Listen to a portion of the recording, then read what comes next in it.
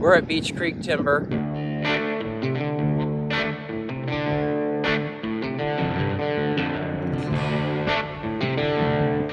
About to go show some box beams. These are box beams that we build from hand out of reclaimed wood, and we ship all over the nation. Good thing about it is people love it for their homes, but the main purpose on why we build them is so we can support missionaries, give people jobs. That's what gets me going. These are reclaimed wood beams. A lot of people might think that they're just an old, beaten up, dirty piece of wood. They actually came from the 1800s.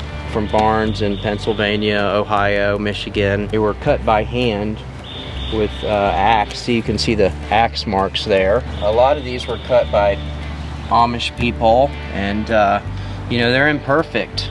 They have live edge on it. There's, they're 7 inches on that side, 8 inches on that side. Cool thing is they were put together still green, which was fresh cut from a tree. The peg holes dried inside, which tightened the other beam that would go inside of it. And they use no nails. This is a real piece of history. Down here, some of the guys are working. Pretty cool guys. I met them at church.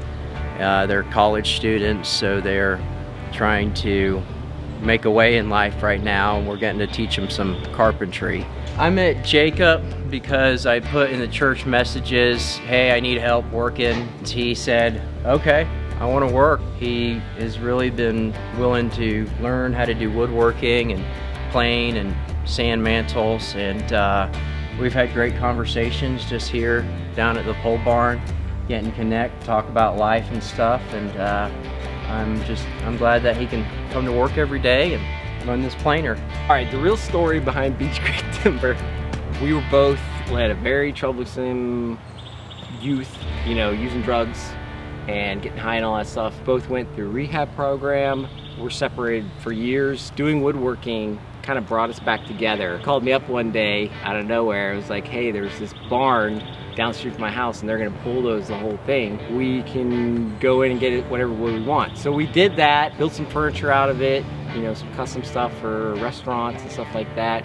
And we also sold some of the lumber. One thing led to another. We just kept on finding more barns, and we saw how profitable it was. And next thing you know, 8 years later, it's turned into a full-time job. And it's been really good to be able to reconnect family unit through woodworking and stuff like that, and through the business. It's brought me, him, and my dad closer together. We actually named the company after the creek we used to play in when we were kids.